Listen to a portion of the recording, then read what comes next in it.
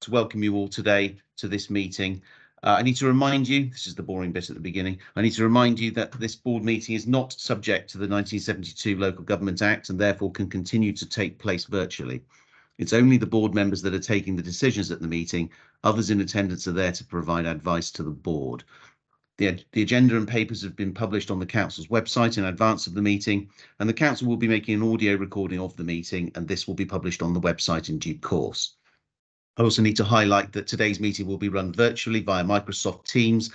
Other elected members and officers may remotely join the meeting to speak on specific agenda items or observe. Other members of the public and partners can observe the meeting remotely via Microsoft Teams. There is also some provision for any members of the public to speak at the meeting via public questions or statements that have been submitted in advance. I'd also like to highlight the further elements of good practice. Please use the meeting chat function only for purposes of the meeting, primarily to indicate to me that you wish to speak. Please only speak at my invitation after raising your hand virtually, and please say your name before speaking. Please also note the importance of turning off microphones and cameras when not speaking, with the exception of me. So thank you for that. Apologies for absence. Rose, who do we have? Thank you, Chair. We've received apologies today from Mike O'Dowd-Jones, Rob Pym from First Bus, and Deborah Fiddick from Dorset Council. Okay, thank you for noting those. Item 2, minutes of the last meeting held on the 17th of January 2023. I'd like to approve those minutes as an accurate record of the previous meeting. Does anyone have any comments on that before we do so? No. Can't see anything, so we'll accept those minutes as an accurate record. Thank you. Item 3, public question time. These, as I mentioned earlier, would need to be submitted in writing no later than 3 clear working days before the meeting. As far as I'm aware, we have no public questions or statements submitted in accordance with those rules. Is that correct, Rose? That is correct, yes. Thank you. Just before we move on to item 4, I just wanted to say that I'm aware that our colleagues from First are only available to be with us before 11 o'clock. Item 9, the service updates from operators, was due to take place, we think, probably after that time. So I'm proposing that we move item 9 to be heard after item 4. I hope no one has any particular issue with that. So moving on then to item 4, the enhanced partnership scheme and setting fixed dates for timetable changes. I'd like to open a discussion on that to get feedback and suggestions from operators and anyone else. Who wants to go first?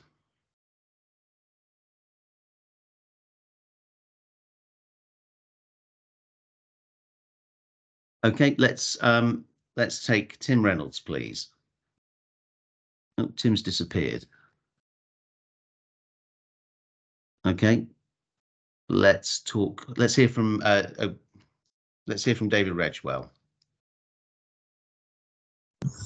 Hi, Mike. I think it's a very good idea to have fixed timetable changes, as long as obviously you're in a position to deal with emergency services if obviously a service is dropped by an operator with limited notice because of financial issues.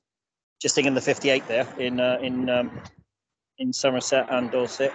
But no, I think the other thing it does, it allows us to plan and produce roadside information easier if we know there's a fixed date and we know that there is an adequate date to change the publicity.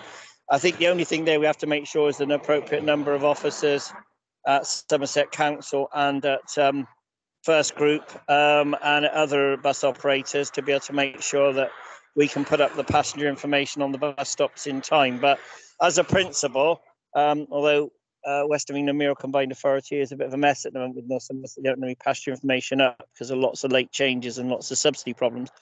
But they've just got a QR code in the north at the moment. But providing we get timetables information and maps and timetables and information of interchanges up, I think is a good idea. Okay, thank you very much, David. I'll hear from Natasha next, please. Thank you and good morning. Natasha Bates, Service Commissioning Manager for Passenger Transport within Somerset Council. I just thought it might be helpful just to give a little bit of background to this to help the discussion. So obviously in our EP, we had this set out that we would try and work with bus operators to agree timetable changes. We had a date planned to try and do this by the end of the last financial year. Obviously, that's not been achieved, but that's mainly because there's been a lot of uncertainty, particularly around the BRG funding. And we know that's been extended again until the end of June. So it's still not quite clear what's happening beyond that date. But we just thought it'd be helpful to kind of start discussions to get some feel from, particularly from operators and the board, kind of the frequency of changes and any potential dates. And I think it's also worth pointing out that we are trying to work with our neighbouring authorities and coordinate with them as much as we can.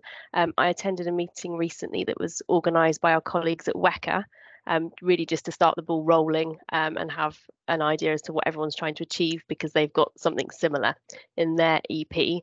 I think that was a really good meeting, really interesting discussion.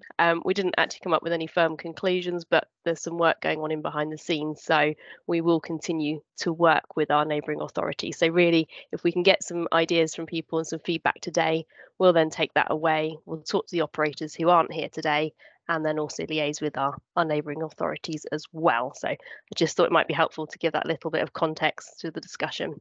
Thank you. Yes, thank you very much for that, Natasha. We'll hear from Dan James next, please.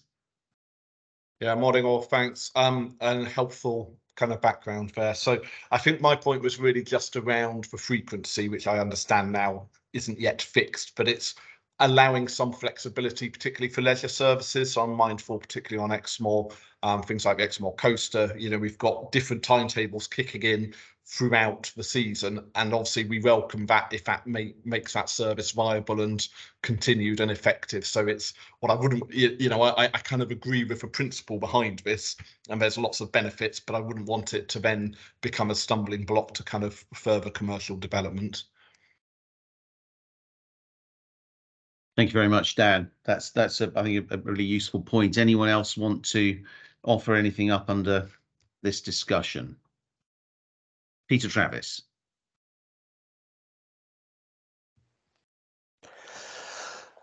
Thank you, Mike.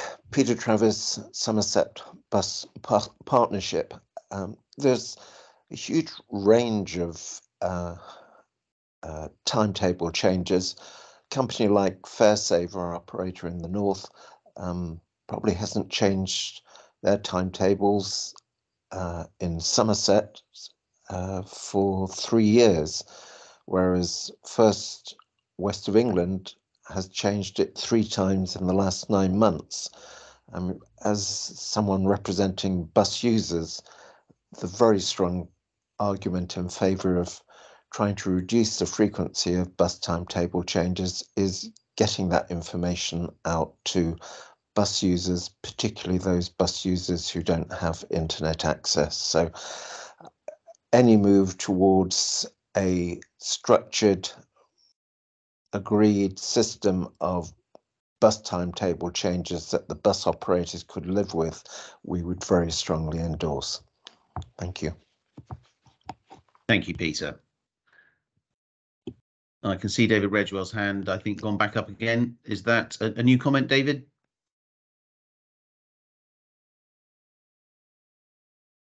Mr. Redgewell, come in. No. Okay, let's go to Joanna Jackson next. Hello, good morning. My name's Joanna Jackson and I work for the West of England Combined Authority and I'm project manager for the Enhanced Partnership there. Natasha covered what I was going to speak about initially, which was just to raise that we are having these discussions with neighbouring authorities to try and align where possible, because we have lots of cross-border services. And it's been interesting to see some of the reasons that have come up as to why certain timetable changes happen at certain points. And I guess I just wanted to raise the question of, you know, that was brought up by someone in the meeting, which was that there's the expectation from passengers that the timetable change at the beginning of the academic year will always start on the Sunday before schools go back. And I just wanted to put out there as a question, really, you know, if there were the right communications plans, does this have to be strictly on that day? Can there be some flexibility a week before or a week after? There are other reasons why it might happen at that time, but I think the argument that it's always been that way and people expect it to be that way maybe needs to be revisited. So it's just to gather some views here from other stakeholders while we're all around the table. Thank you for that, Joanna. David, your hand's gone back up again. Are you available to contribute? I just wanted to say that Devon, Cornwall, Wecker, North Somerset all have seasonal bus services, and they put their timetables up. And there's ways around that. Simply, if you have a timetable change, and then you know as a service coming in, say in June, and it's running till September or May to September, as you find in Dorset or in Cornwall, they just put the service up there, but very clearly mark on the service in the timetable. It starts on a date and finishes on that date. It's done elsewhere in the southwest, I'm sure. First South West now, our Transport for Cornwall does it. So this is not a great issue, and the railways change their timetables twice a year. And a lot of organisations change their timetables twice a year. National Express does as well. So I think, and Megabus. So I think it's this idea that the tourist buses are going to prevent this. I think, well, it doesn't anywhere else in the southwest. There are where there is services to 20, for instance, is a tourist bus. Burnham-on-Sea to Weston-super-Mare, North Somerset Council and Wecker, Bus Service Improvement Plan, and Somerset. It's on the timetables, but it changes, and first flag it at certain times of the year in the timetable. I think there's a symbol for bus runs this time of year, and you go to Burnham-on-Sea and check, but it tells you winter timetable, summer timetable.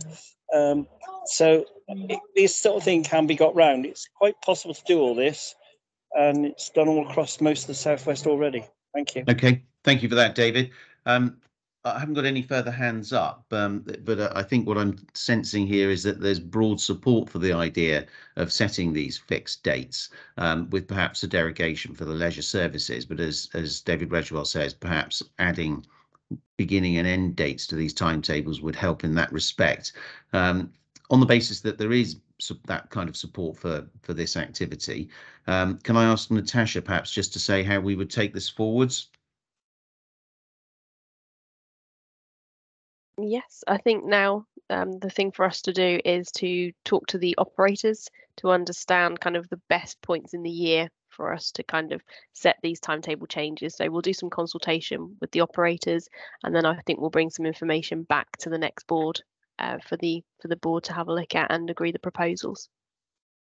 Excellent. That sounds eminently sensible. Thank you for that, Natasha, and thanks everyone for your contributions to that item. So we'll now skip the next 4 items and move to item 9, service updates from operators. Can I have hands from operators to give us their latest information, please? Come on, don't be shy. There we go. Simon Goff, top of the list. In you go, Simon. Hi, guys. Thanks there, Mike. So just a few updates from me. I have got, it may actually cover a couple of the other items on the agenda, but I have put together just a couple of slides to talk to with regards to £1 fare and £2 fare. Is it okay if I dive into that now? That'd be great. Yeah, okay, right, okay. So hopefully you can now see a slide with 4 items on. Yeah. Excellent, fantastic. Right, away we go.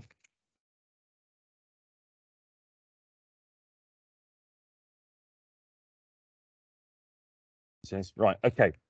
So in terms of the £1 fare initiative in Taunton, that's been live now since December, what I've got here is a table that shows how we have seen some improvements in the number of people that are using the £1 fare. So you've got period 9 on the left hand side. So basically we're looking at the 5th of December on the left all the way through to the end of last week. So you can see on a weekly basis that the number of people using the £1 fare in Taunton has been growing quite steadily there, right across the bottom. So if you look at the totals, you've got a total of P9, P10, and P11 and P12.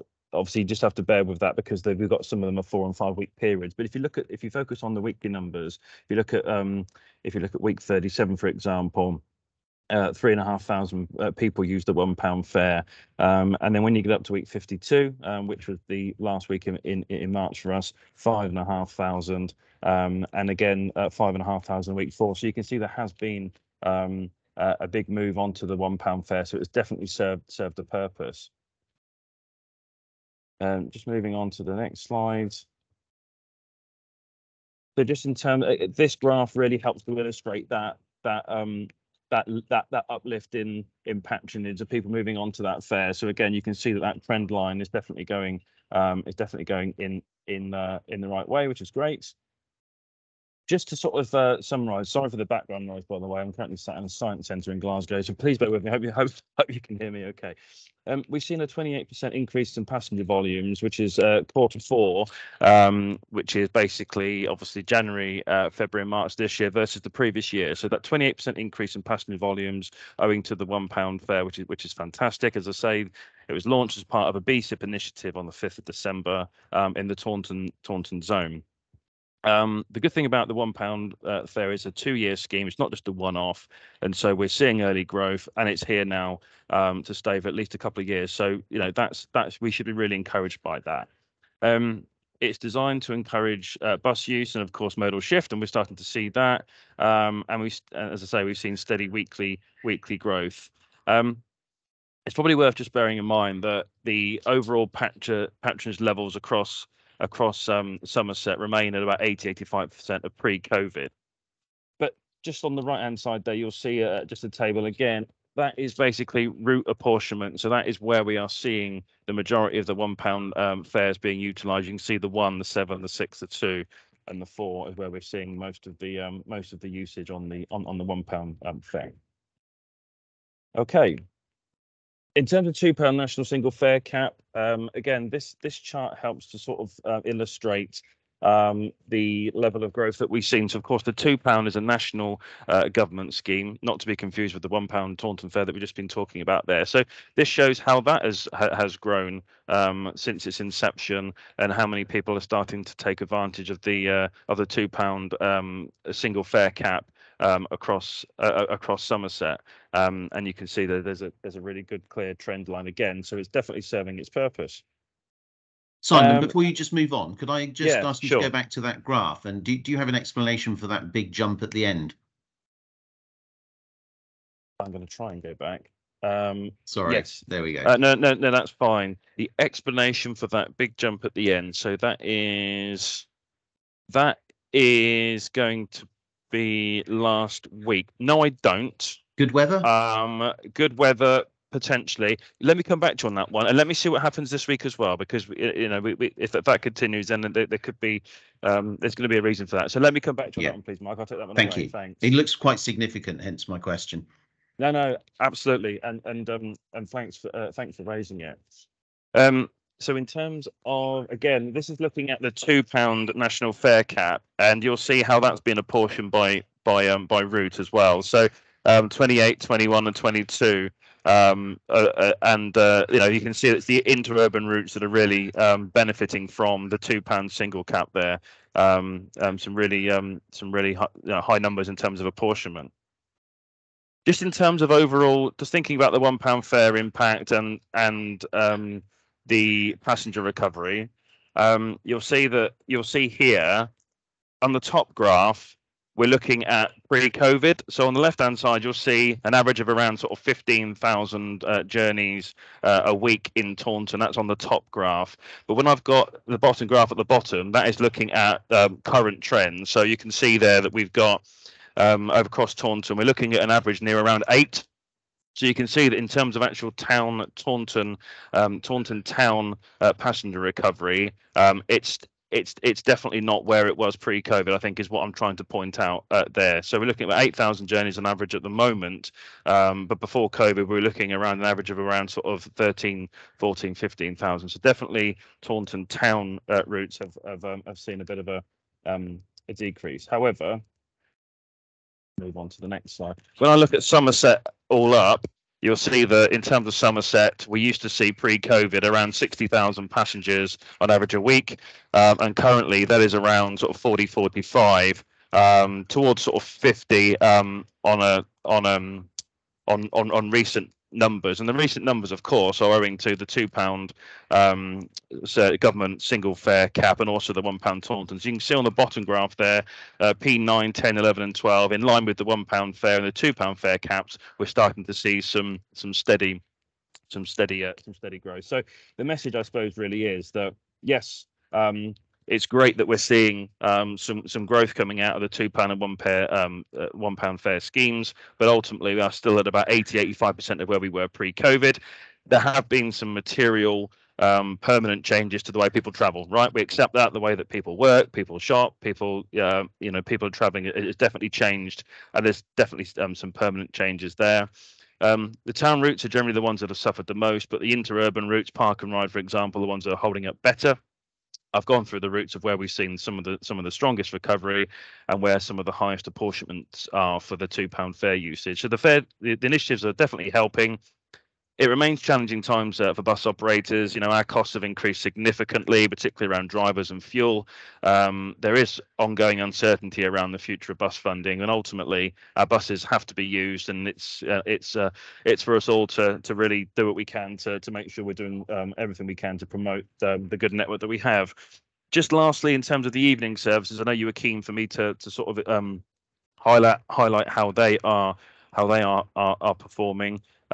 You can see there that across the routes in question, so that the evening enhancements came in at the end of January, and up until the end of March there, you can see that we've seen a fairly significant number of additional journeys taking place early on in the evening, right up until 10 o'clock, and then it starts to die down around 11 o'clock. But there's been an additional almost 8,000 journeys made throughout that period, owing to these additional new journey that didn't exist previously, and that is something that we should be encouraged by for sure. So lastly from me, and Mike quite rightly wrote to me a couple of months ago, sort of highlighting his concerns around our service delivery. Many of you would have seen my response and the issues that we've been having to deal with around national shortage of drivers that we've obviously not been unaffected by. Of course we have, and a significant spike in sickness, but I'm pleased to say that in the last sort of month or so, we've certainly returned our service levels back to where we'd expect them to be.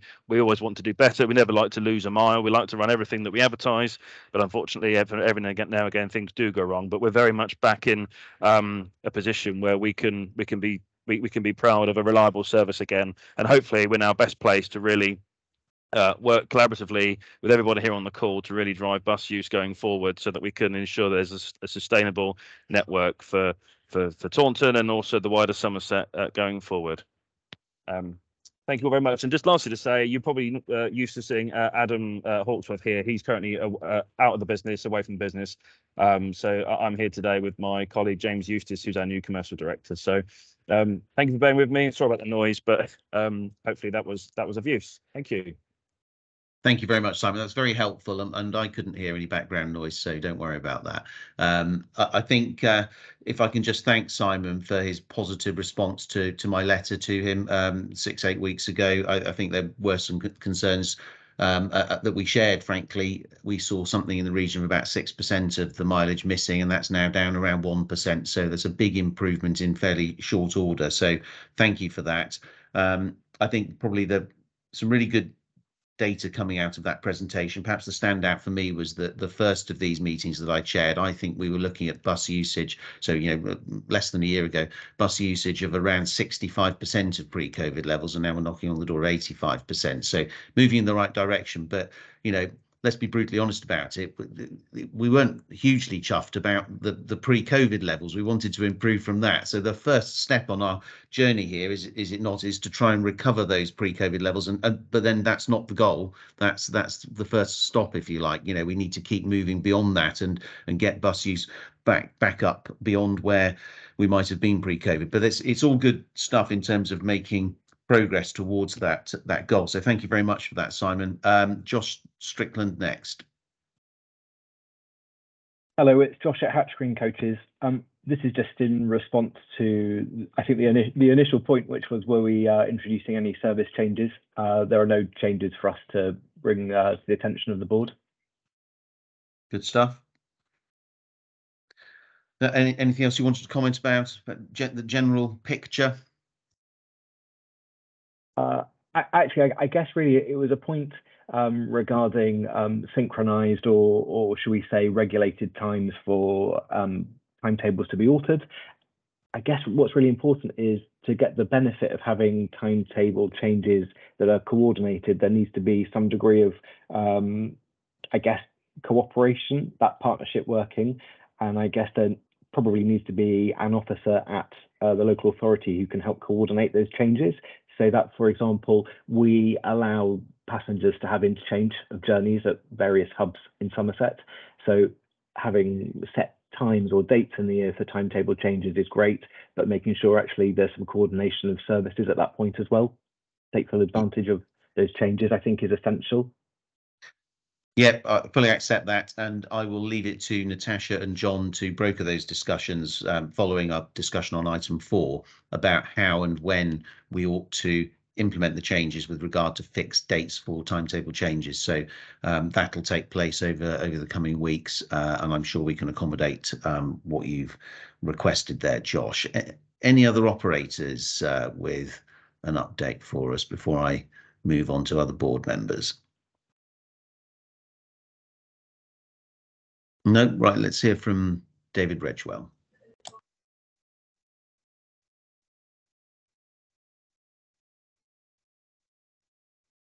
David, you're up. I can't. Hi, Mike. Can you? Here we go. Yes, I can hear you now. Yeah, sorry, it was a signal. Just to say, I was in Taunton yesterday and Bridgewater last night, and I don't know quite what's going on. It's one for Simon, really, but the 21 service didn't seem to be operating properly yesterday. Kept being cancelled. And I was finding it difficult to get around in my wheelchair. So there's obviously something at Bridgewater Depot that's still awry and needs some work on it by First Group. But it's been improved, but I don't think it's... And I suppose the issue I'm asking is, if drivers have gone sick, is there not relief drivers available or spare drivers rostered in Taunton or Bridgewater garages? There was also one the other day in Minehead where we had a bus cancelled to Minehead and didn't seem to be a bus and a driver available to bring people back from Minehead on 28. And I thought Minehead garage had vehicles and drivers. So I'm just wondering, it's getting better. I wouldn't like to say it was as perfect as I would like it, although I'm 100% behind Simon in sorting it with Richard Gagg. But I just wondered what the situation is with either relief drivers or agency drivers at the moment, because obviously more holidaymakers will be down, Mike, and I think it is holidaymakers. I'm seeing a lot more on the 20 around Burnham-on-Sea and on the in the Minehead area using buses. So I think you're right, is our tourists coming down? But what we don't want to do is give them a bad experience on our main line between Burnham-on-Sea and Taunton, which it connects very effectively, Simon, I must admit, with the buses in that Western Supermare. And there's also automatic announcements on First West of England, the kind of thing I like to see, to say you can get the bus through to Taunton, Mike, when you arrive at Burnham-on-Sea or Highbridge Station, which is all good stuff. But we just need to make sure we got these drivers. And is Simon borrowing? Has he got other drivers coming from Cornwall or Weymouth or Bristol to make sure that you don't drop services? That's my point. Understood. Yeah, what I don't want to do is to turn this meeting into a discussion of what bus turned up and when, because I've got a few of my own little complaints, but I'll take them up outside of this meeting. But do you have a comment on the generality of availability of drivers, Simon? Yeah, sure. And Yeah, David's absolutely right. We have loaned in some drivers temporarily from outside just to keep the service levels going. If there's on the day sickness, at the moment it's a case of, unfortunately, it's instantly lost mileage. We just haven't got spare drivers and spare buses sat around in the current climate. I'm sure people can understand why we haven't. But obviously we endeavour to run every single mile. The good news is that we have got a steady pipeline of trainee drivers and PCV holders coming through our training school. It's busy. My challenge is getting people turned around as quickly as possible and getting excuse the phrase, bums on seats, right? But that's the good thing. We've significantly increased our wages and in the last, as I said earlier, in the last 12 months, and we're seeing that sort of flowing through to a high number of candidates coming through the training school. So yes, look, we're not perfect. I didn't say that we were. I said that we've definitely got work to do to still, but we're not complacent. We strive to run every mile, but I'm confident in our plan to get to improve reliability and for people to rely on our services once more. Thanks. Thank you very much, Simon. I hope that helps, David. I'm going to move on to Tony Rees now. Thank you for that. Yes, I'm very pleased to hear the numbers of lost miles are improving, moving in the right direction. It's, as David said, I think it's the number of very short-term cancellations and getting social media information out there, which seems to be missing in the last 2 or 3 weeks. He mentioned a few, I've heard of a few others.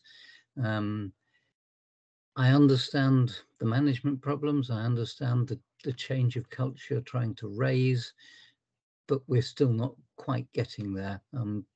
We need to work with you to say this is a problem, but we also need to get people back, particularly when we've taken them somewhere and we can't get them home again. I did have a quick word with David from Southwest Coaches before the meeting. He unfortunately can't make it. They're not planning any major changes. His biggest complaint is about roadworks, which I know we've got a meeting set up for and I know is on the agenda. It's not just the planning of roadworks, it's some of the roadworks people who are closing roads without authority. And he said last week he just sat there in front of Wessex Water to make them clear the road because it was not authorised. And this is happening more and more. And personally, I'm worried about the closure of West Coker for roadworks over the summer. Nobody seems to know whether the road will be closed. I think the latest information is, we will try and keep disruption to a minimum, which doesn't actually go very well with the operator or with the bus passengers who've looked and seen that. So again, we will come back to it. I know we'll talk about roadworks and road closures later on. Thank you very much for that, Tony. I'll just make a couple of quick comments on that. In terms of short notice cancellations, I know that First for One used Twitter as a means to communicate that information. I've expressed my concerns about the limitations of Twitter. It's a minority sport and shrinking from what I can see, given the platform's current problems. The First app does offer the opportunity to register in a particular transport area and receive updates about service cancellations within that area. Now, as far as I'm concerned, or as far as I'm aware, that's never worked. So, or not in the time that I've been using it, which is the last couple of years. So I have spoken to Simon and asked if First can look at using that. So you would, as a passenger with a smartphone, download the app, select Somerset as the travel area and receive information, real-time information on cancellations within that area as a notification on your phone pinging up. So you don't have to go looking for it on Twitter or whatever else, it just comes up. So so I know that Simon's looking at that. In terms of roadworks, we've seen a huge increase in street works in Somerset in the last year. There's a big push on to get super fast fibre-based broadband installed across the county. It's gone a bit Wild West, to be honest. So we've got competing companies installing parallel cables in the same areas. So it is very busy in that respect. And I'm aware of unauthorised works, and we've started levying some fairly significant penalties for that. We fined BT. We took BT to court, and they got fined £72,000 not long ago. we've recently levied a penalty, not a fine, on National Grid for effectively abandoning ship on some works in Taunton. We've levied a penalty of £70,000 on them. So I have instructed our Streetworks team to come down hard where people are frankly taking the mick out of the network. So I hope we'll start to see some improvement in behaviour, particularly given the harshness of some of the fines and penalties that have been levied. I hope that starts to sink in with the statutory undertakers. So we'll take away your points though about needing to make sure that bus services are given alternative routes that don't take people around the houses too far. So thank you very much for that, Tony. Got Josh next. Thank you. I wanted to echo what Tony had brought to the board, which was the kind of it seems to be a growing issue with roadworks, and I guess in that sense, I think the issue is that when something is planned and it's communicated, at least then as an operator you are able to plan a diversion and ensure that you've communicated with passengers. But when there are roadworks which maybe haven't been communicated, or perhaps there isn't the correct permission for that roadwork to take place, obviously that causes an impact for passengers.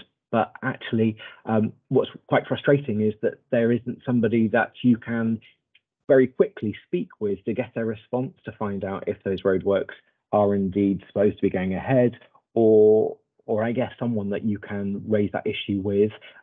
John Perrott and his team are really supportive, and we've had an issue very recently, this week in fact, with a road closure. But I guess sometimes it's frustrating when you are dealing with email addresses rather than a person who you can speak with, who is in a position to assist almost immediately or same day when you have a road closure which is affecting a bus service, especially when maybe you've taken passengers one side of the closure and then you're faced with the fact that they're stuck on one side and your bus can't get through. So I would love to find some way of maybe some better working, that maybe as an operator we can get some support that's a little bit more immediate from, say, the Streetworks team. Okay, we'll pick that up offline I'll pick it up with John and Natasha and see if there's a methodology we can put in place, a system to enable that to happen. I think the difficulty we've had in recent weeks is that we've seen quite a few emergency closures. We've had 2 gas leaks on Bridge Street in Taunton. We've had a gas leak on Wellington Road outside Bridgewater and Taunton College. And we don't get any notice of these. The leak's phoned in. It's obviously an emergency, and they crack on and notify us as soon as possible. So those have been quite difficult. We've seen quite a few of those. What isn't acceptable are those where there aren't the proper permits, and they just crack on with it. The government has been consulting on actually taking out about 20% of Streetworks from the notification process, which would be deeply unhelpful. We've objected, and I think to be honest, almost all highway authorities have, because if we don't know about them, we certainly can't tell you about them. But let's continue that conversation offline with John and Natasha and make sure that there is a usable system in place for you to be able to get that information. David, your hand's up. Is that a new point or an old hand? What's Simon's here? I mean, first of all, say to Simon, there's excellent work going on with First Great Western and South Western Railway about bus integration. So I want to pick up the issue of Minehead, Mike, and where we are with the interchange at the bus station's a bit further away, but where we are with the railway station and the buses going into the railway station from Minehead. And then I suppose the other question is for both the county and the first group is about marketing of the Taunton Minehead link this year. I don't know where we are with that, with making sure there's good, adequate information at Taunton Station, and signage. Of course, there'll need to be new signage, Simon and Mike, when it comes to where we put the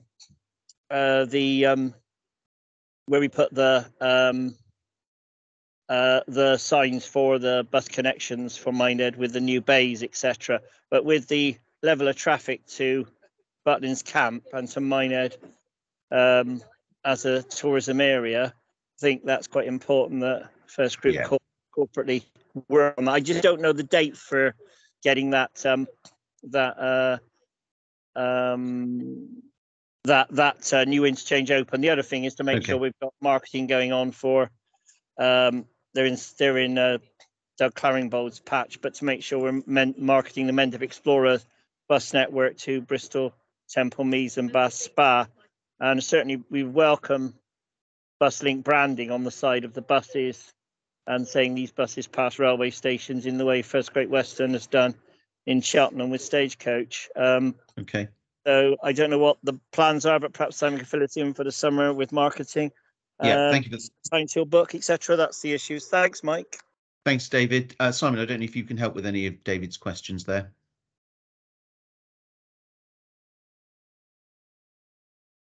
Simon Goff, is he still there?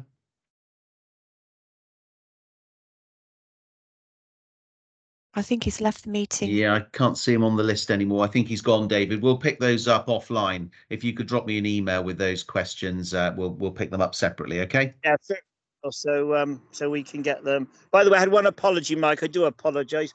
Luke Farley from First Great Western Railways was meant to be with us this morning, and he's on holiday in Suffolk. Fine. Okay.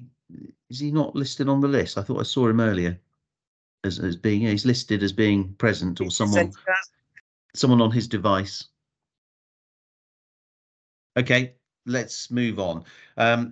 If there's no more in terms of operator updates, we'll conclude item 9 and we'll move back to the schedule. And item 5, bus service improvement plan and reporting to Sistra. Natasha. Thank you.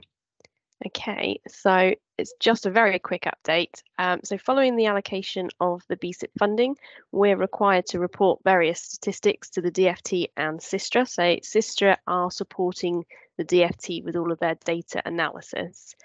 So really the first thing is I just wanted to thank all the operators for providing the recent data for Sistra. I know it was very short notice and very tight timescales, particularly as we had all the Easter bank holidays in the mix as well. So I know it was quite a quick turnaround. So we just want to say thank you very much for getting that through to Ian so we could submit that on time. And then the other thing is to highlight that this is going to be a regular request, as Sistra will need that information on a quarterly basis. So the next deadline that we'll be working towards is the 10th of July, and that will be for data from April to June. So really, it's just a little bit of a forewarning that Ian Bell, our public transport manager, will be contacting you again, either end of June, beginning of July, for this information, and we'll be asking for you to send that through as quickly as possible. So it's just a little bit of a forewarning that will be coming. Thank you. Thanks, Natasha. Any board members wish to speak on this item? David?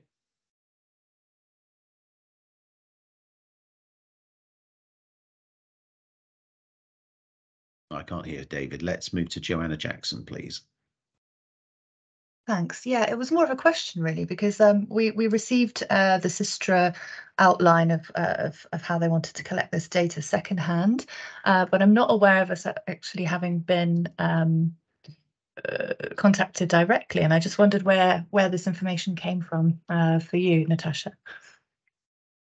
Yeah, that did come directly from Sistra. We had a meeting with them a few months ago where they had an initial kind of introductory meeting setting out the kind of data they'd be recording on a regular basis. And I don't know if that's for all local authorities or whether they've just kind of done a select few that they're just trialing the data on. I'm not sure, but we did have those meetings with them, and then they emailed us setting out what they required and how we needed to report and submit that data. Oh, fantastic, thank you. I'll go back to DFT with that. Okay. Thank you, Joanna. If there are no more comments on item 5, we'll move on to 6. Okay. Update on digital demand responsive transport, and back to Natasha. Thank you. Yes, so I think, as most of you are probably aware, as part of the BSIP funding, we were allocated funding to deliver a trial digital demand responsive transport service feeding into Somerton. And so just to give a bit of an update where we are with things. So we've recently been through a procurement exercise for a new IT system to deliver the digital kind of DRT side of things. And so that system will provide us with a passenger app, which the passengers can download and use to book their travel and manage their travel arrangements. There'll be a driver app, which the drivers on the vehicles will be able to use to see the passengers that they need to pick up and drop off and manage their schedules for the day. And then there'll be a back office system where we can manage the whole service in behind the scenes. And that also allows passengers who don't have access to the app to ring through to the office and book their journeys still, and the staff will book that through the system, so they'll still have that opportunity. So we've been through the procurement process and we are about to award a contract hopefully later this week. So once we've done that and everything is official, we'll be able to confirm who our new supplier will be for that. And then we are working with the current DRT provider, so the current Slinky provider in South Somerset, to look at the potential operating areas to ensure that we're not conflicting with services. So when we set up the areas, they will complement each other. And then once we've got our DDRT software provider in place, we'll also work with them to look at the areas and work out those kind of logistics as well. And then hopefully within the next month or so, we'll be able to come to Peter and Tony and talk to you about how we're proposing to deliver this and get some feedback from the Somerset Bus Passenger Group in terms of passenger feedback. So it's just to give you that little bit of an update. So from our perspective, that's all really good news. We are on the verge of awarding that contract and commencing the work to then shape the service. We hope to start running the service possibly late summer, but we just need to do all the project initiation work first before we can actually confirm an exact start date. But we will keep the group updated so you know where we are with things. So it's just a little bit of an update on where we are. Thank you. Thank you very much for that, Natasha. Sorry, did I hear you correctly when you said that we know the identity of the supplier later this week? Was that right? Hopefully later this week. Yes, we'll let you know as soon as that can go out wider. Excellent. This is wildly exciting. I'm very pleased to hear that we're making good progress on this, and we can kind of get it rolled out and see what an impact this might be able to make in the wider county beyond the trial. So thank you very much for that, Natasha. Anyone have any comments they want to make on this? Peter Travis.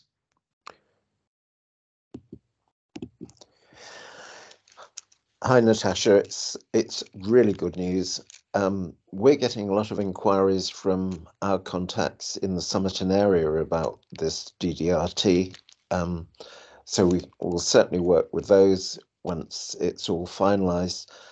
I think there is going to be an issue how it's communicated in the area, and that will be something we want to talk to you about, and more widely just seeing how we promote this scheme, because it's a new concept, it's a new way of doing things, and we also have to bear in mind those people who don't have access to the internet as ever, but very much welcome it. Thank you. Thank you for that, Peter. David? I was going to echo a bit of Peter's experience, and also give a bit of experience of me using Axbridge a few times. Few times I've been successful and I've met the 126 and got into Cheddar. This is coming in from, one journey was coming in from Keynsham and the other journey was coming in from Weston-super-Mare, where I'd managed to get a DRT book from Winscombe. But I think the issue is to make sure that there's enough DRTs to meet with the mainline bus network. I think the problem with WECA has in North Somerset was meant to have 42 vehicles, and I believe it's only got 17 or 20 at the moment. And the driver shortage is an issue with the WECA system, just like as someone pointed out with First. But I think the other issue is phone numbers, making sure there is phone numbers for older residents to ring, because the majority of people I travelled from Axbridge were older people who'd phoned the bus rather than app the bus. Not to say there was a huge number on there, Mike, but they're still looking for a through bus to Weston-super-Mare, most of them. It's older people, and I think the phone numbers, Peter said, so putting the phone numbers on the bus stops with advertising, I think, is quite important. That's something I think that the West of England Miracle by Transport Authority in the North and North Somerset Council probably need to be on a bit of a learning curve for as well. If Natasha's talking to WECA as well, ensuring good practice, especially as we need to make sure the Axbridge connectivity works. Cheers. Yeah. Okay, thank you for that, David. I'm sure Natasha will take those points on board, and unless Natasha and John want to go into more detail about this, I'll just very briefly say that we have opened up a line of communication with North Somerset now about better connectivity between what is left, if you like, on our side of the 126 route and the rest of the Western-super-Mare route. So there's contact underway on that, although I'm not sure we know much more at the moment. So hopefully that'll improve that through journey between Wells and Western in due course. Did you want to say anything about that, John or Natasha, or not at the moment? Hi, Mike, it's John. No, nothing more to report at the moment, but you're right. We have opened up discussions with North Somerset and we'll be pursuing them in the next few weeks. Great stuff. Thank you very much, John. So really positive stuff there. I'm pleased that we're making good progress on that. As I say, I think it's the DDRT work has potential to have real benefits in a very rural county like Somerset, where we're not going to see spinal bus routes in some of the more sparsely populated areas, but where we can see really good linkages into a spine route using DDRT. So I'm looking forward to seeing how that goes. And thank you very much, Natasha, for that update. Item 7.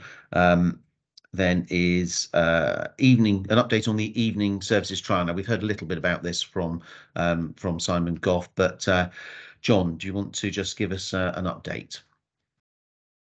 Morning, everybody. My name's John Perrett. I'm the Operational Service Manager for Transporting Somerset. I think Simon's stolen my thunder, really, Mike. Yeah, I thought you might say really that. well. He's pretty much given an update on all the journeys that are going on the network at the moment.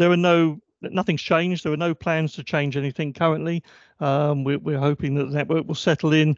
And also, I think it's fair to mention that although there have been, and we've talked about this widely already, cancellations to bus services because of driver shortages and other issues, but buses at Somerset in recent months, the evening service network has on the whole performed, in terms of reliability, very well. There have been a few issues. There always are one or two issues. But it's been limited, and we impressed upon them that it's really important to maintain the evening services because people are relying on getting back home if they've been out and that kind of stuff. And by and large, the evening services have performed well in terms of reliability. So we're happy with that. And I think that's about all I've got to update on evening services at the moment. Great stuff. Thank you, John. And I'll just add my 2 pence to that as a regular user of the evening bus service, well, at least the 28 anyway. It's been pretty good and reasonably well used as well in my experience, perhaps more than I'd initially expected. Any comments from anyone about evening buses? Comments or questions from anyone? No. Okay. Well, we'll leave that there. I think we've had a good going over between John's comments there and Simon's earlier on the evening buses. Let's move on to an update on £1 and £2 fare schemes and the impact on patronage. Again, Simon's probably stolen everyone's thunder on that one as well. But any operators want to speak on that? Simon's gone himself, hasn't he? So I think probably moving straight on to any comments from John. Yeah, I mean, what Simon pointed out with both the fare schemes we're seeing from other operators as well. When we had a letter from the DfT about the extension, we contacted all the operators that we were supporting with the £2 fare scheme, and we've signed them all up for that period. So all the services that were operating under the £2 fare scheme at the beginning of it continue to do so right through until June. And obviously we're waiting to hear whether there'll be further extensions to that going forward. But operators seem all happy to carry on and support the scheme at the moment, which is good news. And in just one other thing, not quite linked to this, but just to cover something else off about the sort of things that we're trying to do to encourage usage, is we had bustimes.org, for those who don't know, is the system where you can track buses online live. We had a bit of a gap, to be fair to say, in that service. Where certainly the services that we operate as Somerset Council and some of our smaller operators who are part of the support we give for operators for ticket machines and that kind of stuff were missing from that system. I can report now that that's been closed up. So we have got a number of additional services now on there. I would have said probably over 95% now of all bus services in the county are on bustimes.org. So we've closed that gap right up. You can see the 68, for instance, in Yeovil running around, and our services in Taunton and elsewhere in the county. So I'd encourage people to use that to track where their buses are and how reliable they are. I certainly look at it quite often when I'm looking to see what's going on the road. And as I say, we've now got that service pretty much covering all bus services in the county. So just a bit of an update on that as well. Thank you, John. Yes, and I've received positive feedback from a number of sources with regard to our buses now being on bustimes.org. So that's been welcomed. Thank you for your work on that.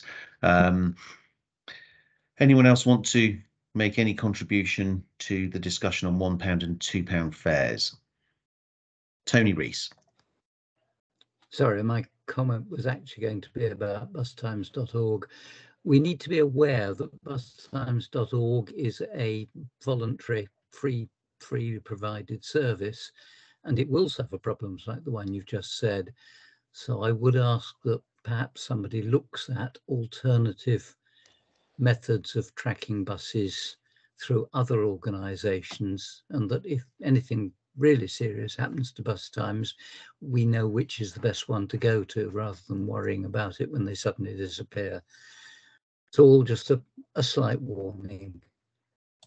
I think that's a really good point. Thank you for that, Tony. And I'll talk offline to Natasha and John about what we might be able to do to help make bustimes.org more resilient. Don't know exactly what that is at the moment, but we'll take on board your comment and see what might be done. Okay, thanks. David Redgewell.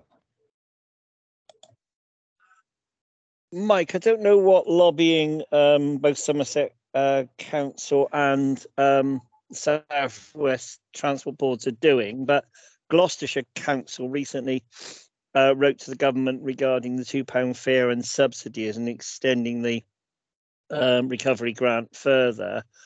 I would think that's something that would be something Somerset County Council should be doing. Sorry, it's Somerset Council now.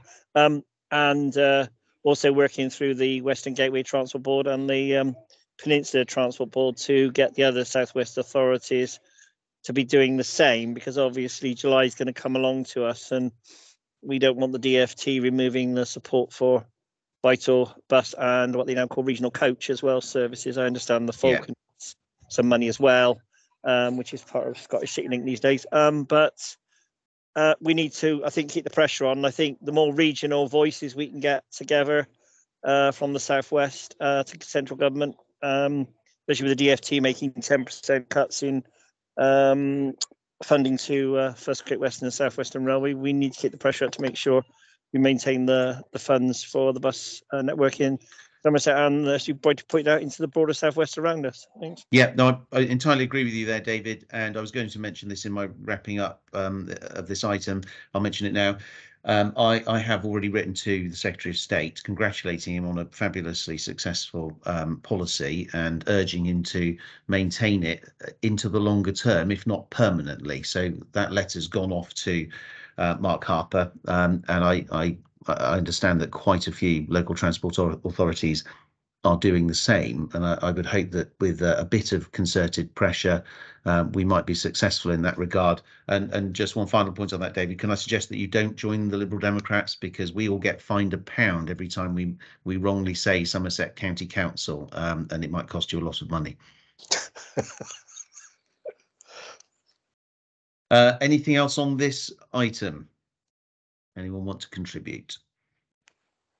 No? Well, good. I think between this discussion and the one with Simon earlier, I think we can see that the £1 and £2 fare schemes are having a significant impact. We're not back to where we want to be yet, but without them, I think we'd be considerably further behind where we currently are. So they're working well. As I say, I'm very hopeful that we can try and persuade the government to at least extend the £2 fare scheme for a little longer, if not permanently. My understanding, and John will correct me if I'm wrong, is that it costs something like £75 million a quarter across the whole of England, which, given the increase in patronage we've seen, seems to me to be a pretty minimal amount of money in the grand scheme of government spending to achieve what I think is a pretty phenomenal goal. So we'll see where we get with that in due course. The £1 fare, as we've heard, though, carries on for some years yet in Taunton. So we'll continue to monitor patronage on both of those and see what impact they continue to have. Okay, moving on. We've done item 9, item 10. Update from the chair of the Bus User and Stakeholders Group, and over to Peter Travis, please. Thanks, Mike. The Somerset Bus Partnership has also been lobbying over the £2 fare and the continuation of the bus recovery grant. We've written to all our Somerset MPs, urging them to bring their influence to bear on the Department for Transport. I think we just have to keep on lobbying as strongly as possible.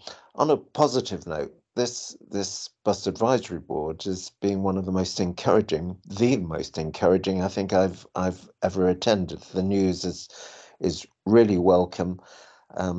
The Taunton scheme and the success of the Taunton scheme certainly confirms the correctness of focusing our BSIP money and making Taunton a bus town for the county, and it will provide the basis for seeking further funding as soon as opportunities arise. So very, very welcome. And good news too that the £2 fare is gaining traction, albeit we're still only at 80–85% of pre-COVID levels. What has tarnished the Taunton £1 fare and all the other initiatives, and it's already been talked about, is the unreliability of bus services, and that's being addressed. But as David has mentioned, it's still continuing to a certain extent. And the thought of somebody in March, the wettest March for 40 years, standing at a bus stop in heavy rain, waiting for a bus for it not to appear, makes the option of going by bus not an attractive mode of transport, not a reliable mode of transport. And reliability is one of the most important things, certainly equal to that of price, but it has been damaging, as we heard in Taunton when we held a bus stall there. Moving on to the other bus operator, and it would be good to get more of the bus operators to attend this meeting, because this is a very important meeting. First West of England, as I mentioned earlier, has had 3 timetable changes since October. So on a quarterly basis, they're changing their bus timetable. So we urge Somerset to try and stabilise and synchronise the changes of bus timetables and get the bus operators on board with that. I understand all the challenges the bus operators are facing, which have caused those bus timetable changes by First West of England, but we do need a more stable system. And the big concern about First West of England, we've seen all those changes and they have stopped printing bus timetables. And it's something of a broken record from the Somerset Bus Partnership, but printed information is so important to such an important group of regular customers who use buses. Most companies would tell you the one thing you nurture is your regular customers. Well, if you're changing bus times on a quarterly basis and not providing them with the information to know what's happened to those buses, you're not nurturing your customers. You don't deserve to hold those customers. So it's the issue, whether it's DDRT or whether it's changes in bus schedules, there is a need still to recognise the huge importance of the printed form. It's old-fashioned, it's traditional, but for many of our bus users, it's vital. We had people queuing up at a bus stall in Frome to get the latest D2 timetable. So that's the complaint. The good news is First South West and First West of England.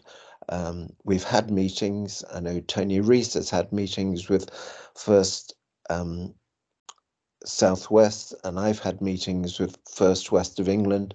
Seems to be a new approach from First Group to engage with bus users, because really we're on the same side. We want to see more buses, and we want to work with the bus users and with Somerset Council to generate more bus usage.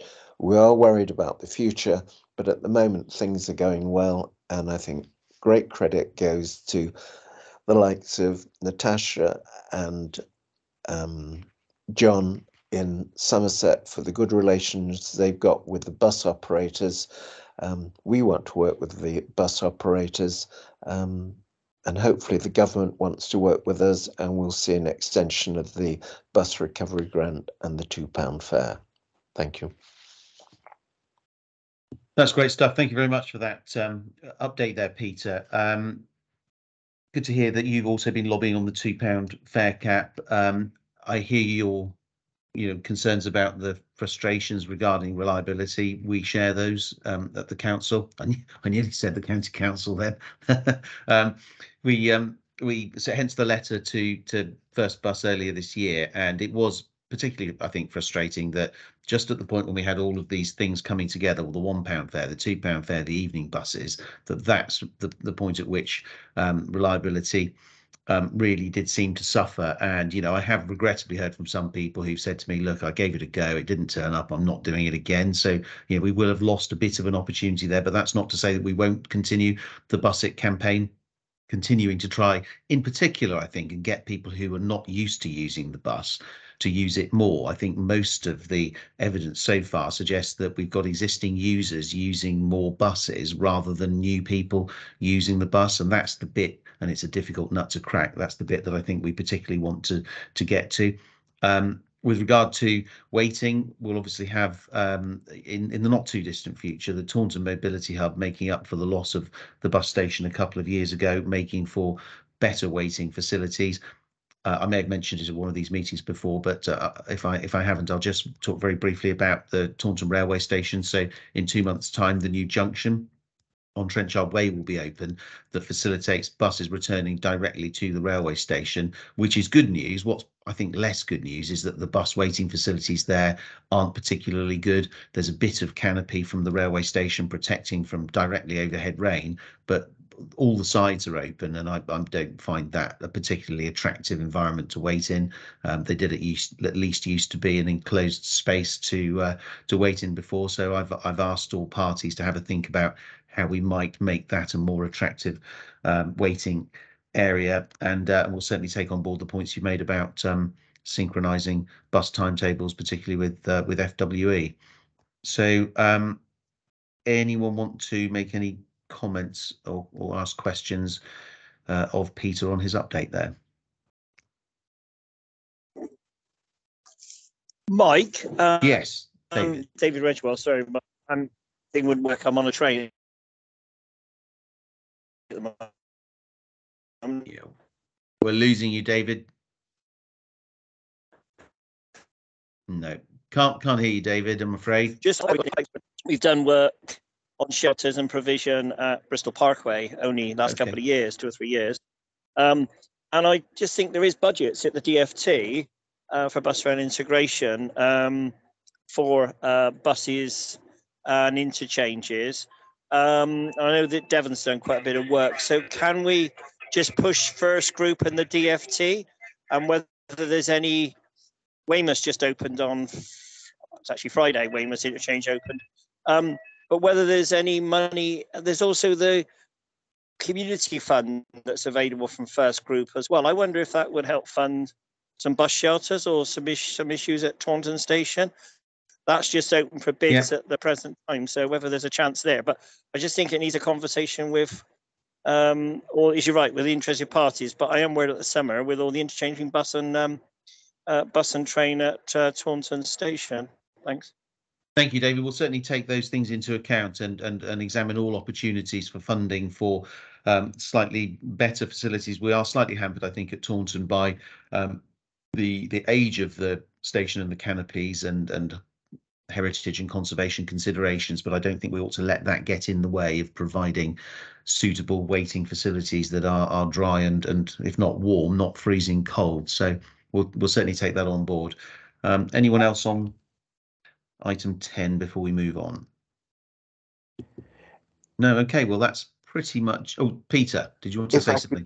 Just come back on the point about rail, just to say that Luke Farley and Andrew Ardley are now very much engaged in Somerset. I know you've had conversations with bus user groups. They're having conversations. Luke was down in Yeovil having a look at the stations and see what can be done in terms of bus rail interconnectivity. So I think we are seeing much more engagement now from the rail operators, so that's to be welcomed. Yes, good point. Thank you for making that, Peter. Tony Rees? Wait a minute. Yes, I was going to add that under any other business, but yes, we had a very good meeting at Yeovil. Lots of ideas for spending small amounts of money, and they're very interested in promoting the bus services, so promoting the 68 more. The 68 is now becoming a fairly full service, and we actually need to work out how to work on that success in perhaps improving the service. They had ideas of involving tourist authorities in running a second bus every hour through the route between the two stations and connecting with a facility either end. An idea that could well, again, gain its own funding from either the tourist operators or from rail integration money, an idea that could be extended elsewhere. So I thought I'd mention it, not just because it would improve our railway connection service, but there are ideas of things that we could introduce over the summer that don't necessarily cost vast amounts of money, or that there is funding elsewhere. Thank you very much for that, Tony. Very helpful contribution. I think that's it on item 10. So I'm going to move now to item 11, any other business. Does anyone have anything that they want to raise that they've not been able to so far?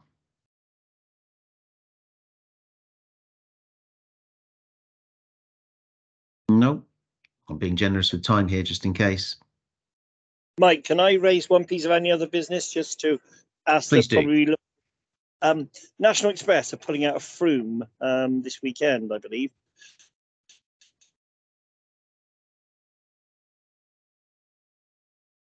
Lost you there, David, beyond that bold statement.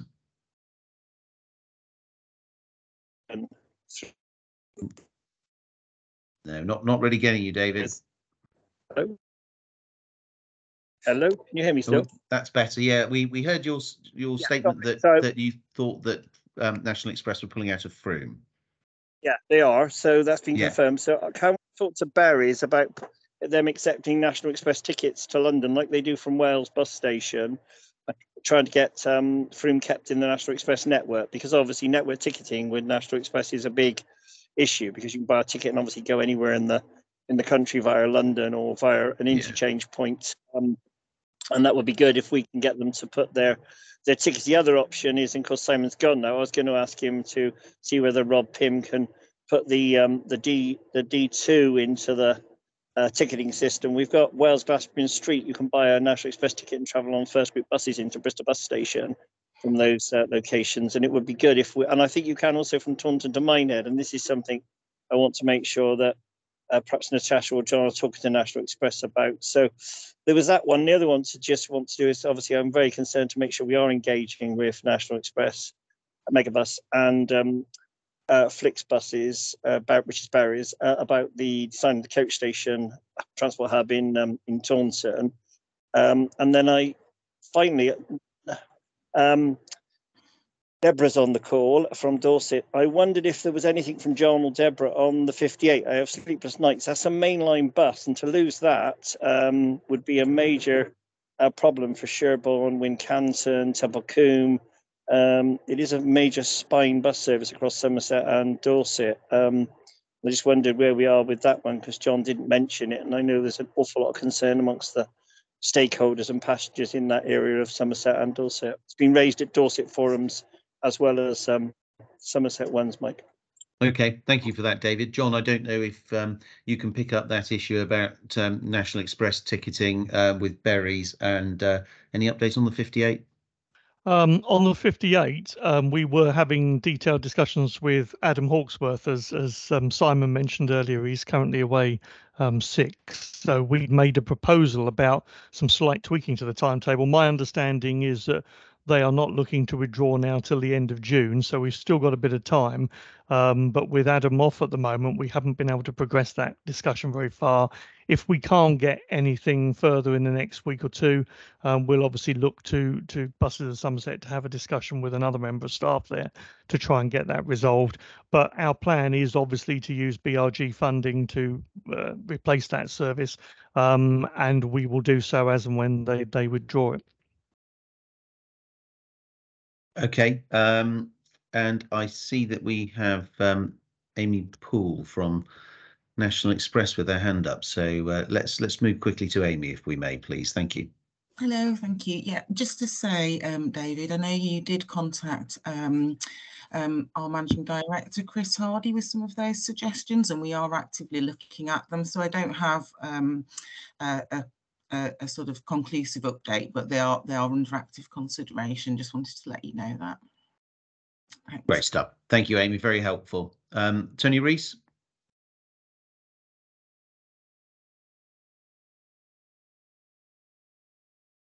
Hi, Tony. Is that an old hand, or do you have something? A minute, sorry. There you are. Let's try and put the microphone on. An update on the 58. Somerset Bus Partnership have been looking at this and have some timetable suggestions. We haven't quite got them ready yet, but as soon as we have, I'll put them through to John Perrott. Great stuff. Thank you very much for that, Tony. Anyone else on any other business? No? Okay. Well, we've rattled through this, haven't we? Thanks, everyone.